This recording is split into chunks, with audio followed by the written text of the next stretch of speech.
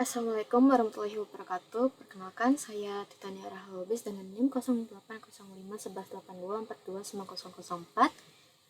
Jadi di sini saya akan melakukan video untuk praktikum klasifikasi terbimbing dan klasifikasi tak terbimbing. Nah, pertama-tama sebelum melakukan klasifikasi, kita akan mengunduh data yang ada di USGS. Teman-teman, sini ada USGS. Cara mencari untuk wilayahnya geocoding method. Kita pakai yang path and row. Path and row-nya aku ambil di wilayah Bangka. Klik show. Nah, setelah ada ini, kita cari wilayah mana yang mampu ini. Ambil yang ada di Jeriji. Nah,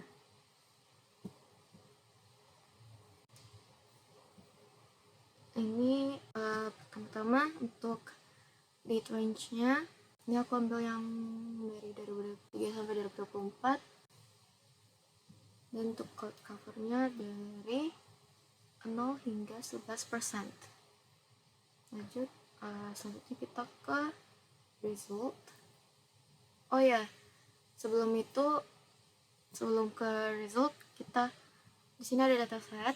Datasetnya itu pakai yang Landsat collection 2 level 2 yang Landsat 89 only tiers. Selanjutnya klik result. Terus di sini tinggal diunduh saja, ada tombol download option. Nah, kita ke product option, lalu bisa di download yang bundle. Itu saja untuk pengunduhan data dari SGS. Baik, sebelum mulai, saya akan menyampaikan apa itu klasifikasi tak terbimbing dan klasifikasi terbimbing.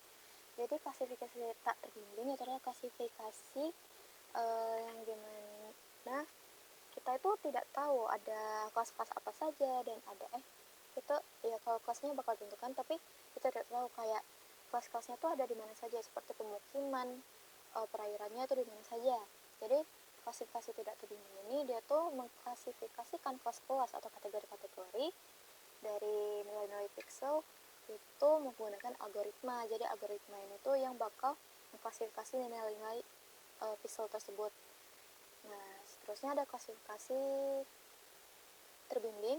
Klasifikasi terbimbing ini kita sudah mengetahui di mana kelas-kelas tersebut, seperti lahan terbuka. Ya, kita tahu di mana lahan terbukanya. Jadi kita bisa melakukan training sample atau kita bisa trace polygon terhadap lahan terbuka tersebut, sehingga kita dapat klasifikasi lahan terbuka yang ada di wilayah kajian.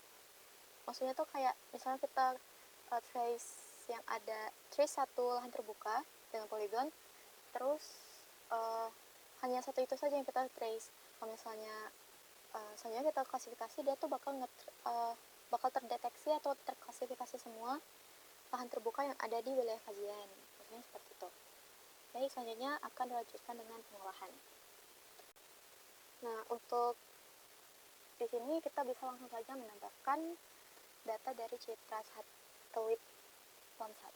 Kita add data, terus ke sini kita ambil yang band 1 sampai ke band 8.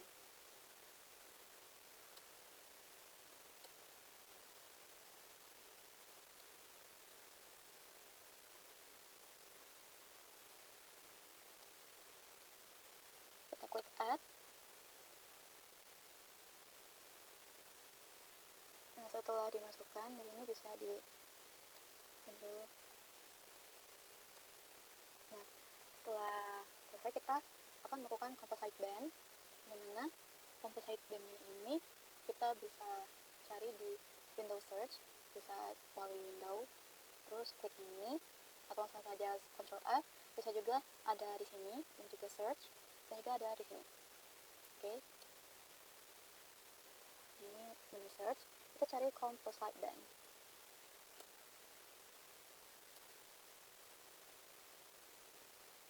Klik yang ini.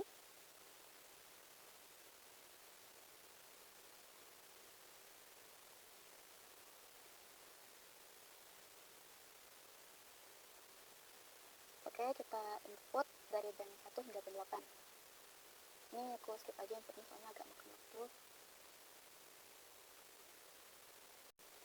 Nah, setelah di input semua, kita klik kayak ada gambar file gitu di outputnya. Oke, di sini kita bakal bikin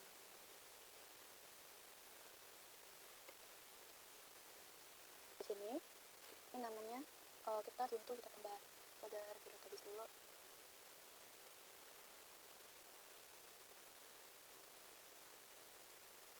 Ini sini, klik. Terus namanya, oke, kita klik yang save. Ini klik oke.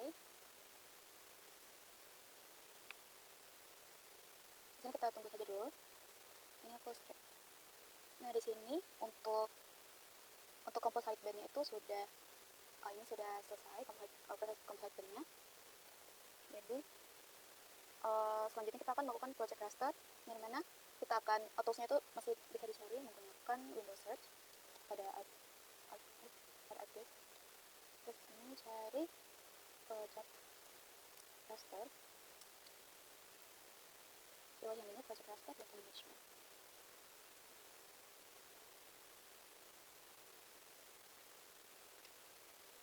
Nah, di sini kita bisa import yang composite band tadi. Terus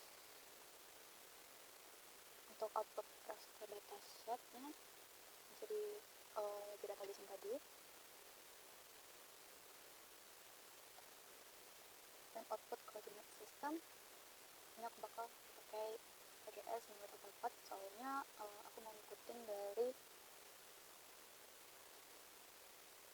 aku pengen ngikutin dari S1-nya, soalnya tadi S1-nya adanya yang PGS 984. Terus di sini klik OK.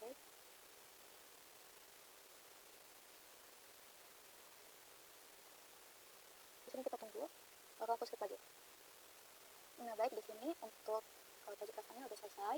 Kalau misalnya project raster juga, di sini bisa ditambahkan file S1-nya atau shape file. Di sini. Terus selanjutnya kita akan melakukan clipping. Di Windows Search tadi kita cari tab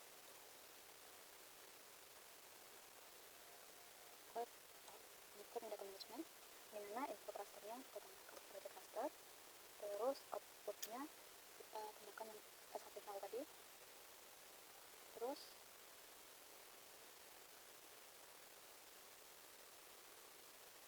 kita centang ini.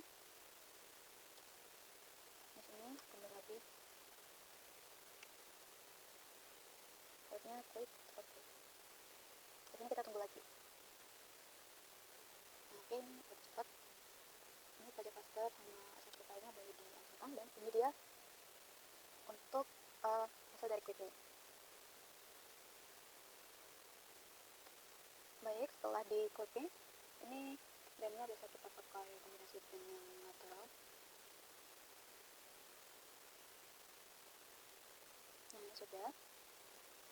Selanjutnya bisa kita lakukan classification. Bentar.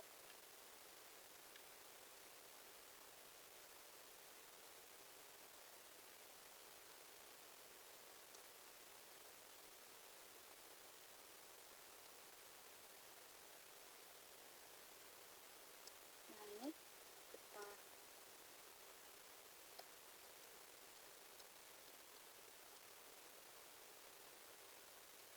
bentar. Jadi setelah kita melakukan clipping, di sini kita bisa melakukan klasifikasi tak terbimbing.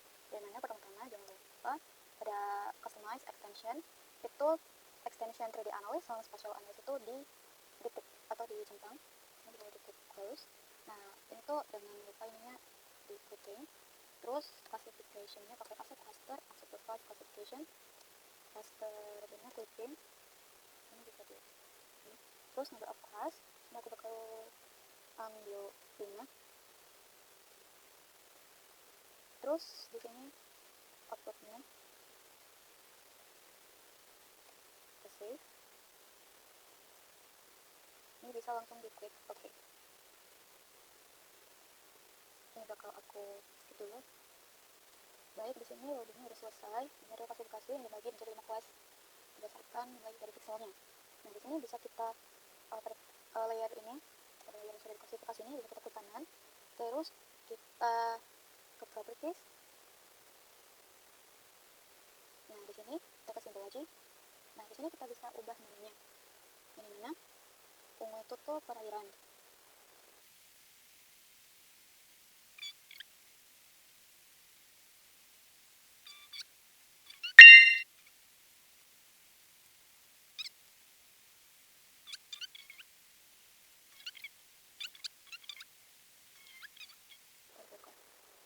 Kita klik oke. Nah tahap selanjutnya ini tinggal di layout. Baik, selanjutnya itu ada klasifikasi. Ini sudah aku masukin data-datanya. Di sini kita bisa melakukan composite band. Ini ada art toolbox.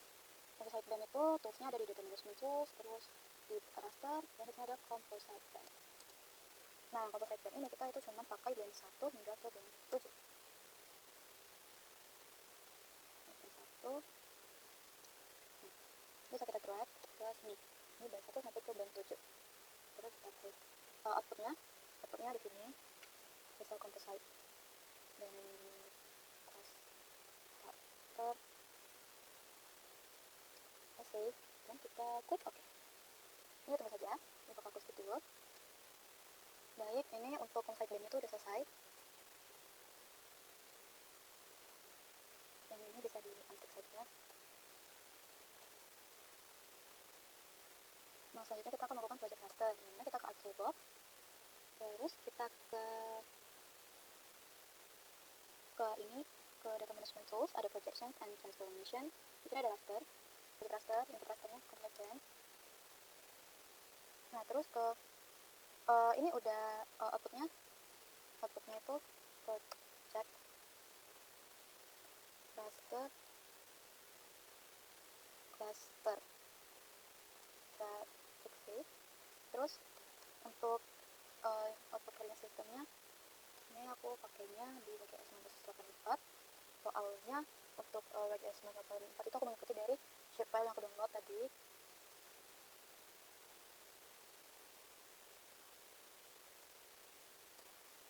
Tapi kalau misalnya mau sistem koordinat yang lebih akurat dengan role-nya itu bisa ke UTM.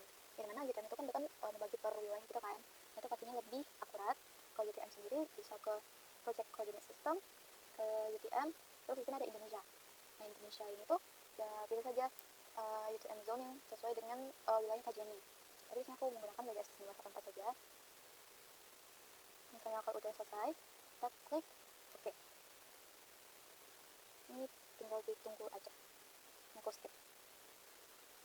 Baik, ini sudah selesai project rasternya. Kalau misalnya udah project raster, selanjutnya kita akan melakukan clipping. Dari mana clipping itu? Itu ada di menu yang sama dengan composite band. Itu ada di data management tools.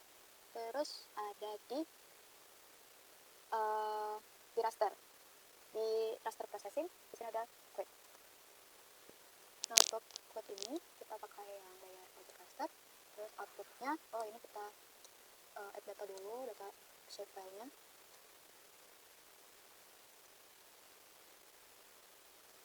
Ini kita add dulu.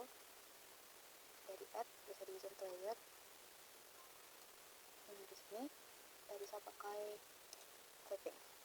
Ini ya input tadi itu project raster. Terus outputnya itu file shapefile tadi. Terus ini diklik di use input features for code in geometry, diklik terus klik oke. Ya tunggu saja. Nah ini sudah. Yang project raster bisa kita untick, terus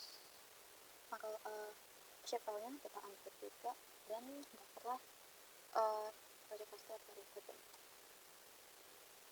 Maksudnya clipping dari project raster. Jadi setelah kita melakukan clipping, di sini kita bisa ke properties. Di sini kita tuh bisa ganti kombinasi band, bisa dari sini. Ini itu bisa langsung diganti, tapi bisa juga pada layernya itu kita klik kanan, terus kita ke properties dan ke symbology. Ini bisa diganti kita dari sini. Ini kita pakai kombinasi band natural color atau true color. Ini dia tuh 4, 3, 2. Setelah selesai kita klik OK.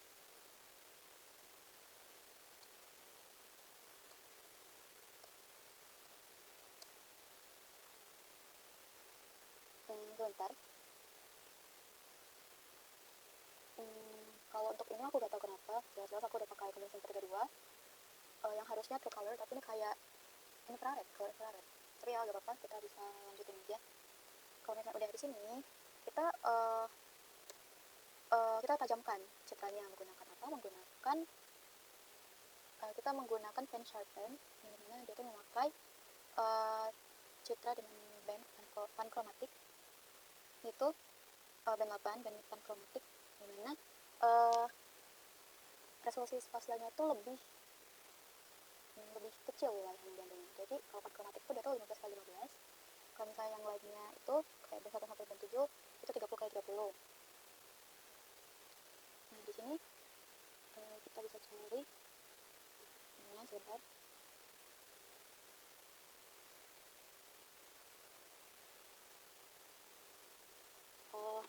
Harusnya sih ada di sini, di raster processing pen sharpen. Nah ini kita masukkan yang project raster per cluster di clip 1. Terus untuk outputnya pen sharpen panchromatic image kita tambahkan pada band 8.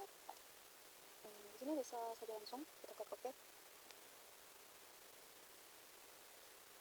Tunggu reloadingnya, aku skip saja. Untuk pen sharpennya sudah selesai, bisa kita untick. Nah ini tuh bakal terlihat lebih detail gitu.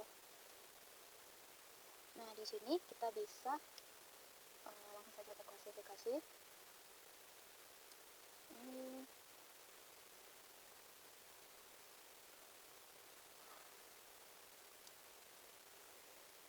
Ini bisa kita mulai, dimana kita bisa melakukan 12 kelas.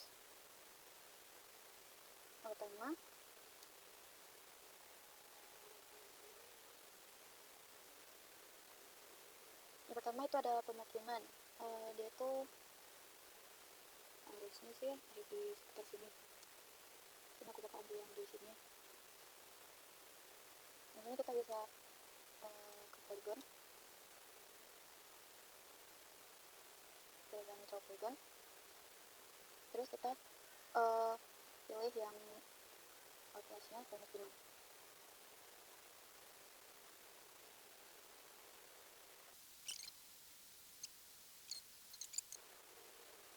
Selanjutnya kita bisa menyimpan ini sebagai class signature, maksudnya signature files.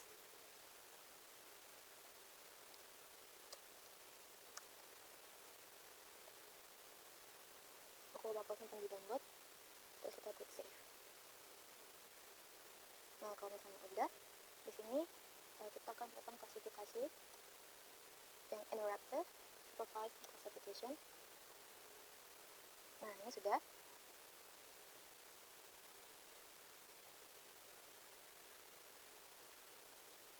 Nah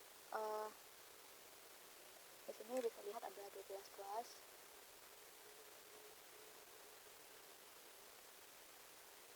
Maaf ini ada kesalahan.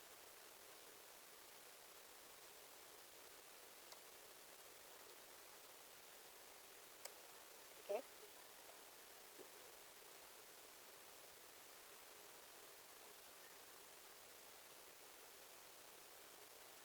Untuk setelah ini bisa langsung dilakukan layout. Saya akan melakukan layout.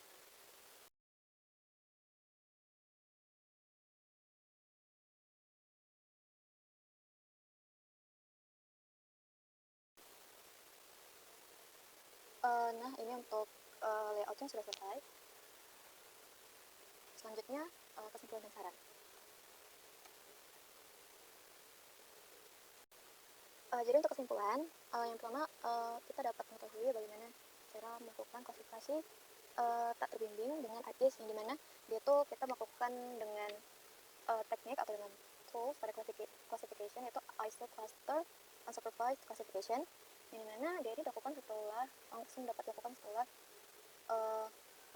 setelah clipping itu bisa dilakukan langsung untuk klasifikasi tidak terbimbing, yang dimana ya hari ini algoritmanya itu bakal langsung mengklasifikasikan kelas-kelas yang ada di wilayah kajian. Terus selanjutnya untuk klasifikasi tak terbimbing, yang tadi itu untuk klasifikasi tidak terbimbing. Nah, selanjutnya klasifikasi terbimbing itu adalah klasifikasi yang dimana kita mengetahui wilayah-wilayahnya terlebih dahulu, sehingga bedanya dengan klasifikasi tidak terbimbing tadi. Tadi itu kita melakukan training sample dulu, yang dimana kita melakukan training sample seperti biji tas, karena kita melakukannya dengan tracing, nah dengan polygon pada tiap kelas. Jadi tadi itu ada 12 kelas.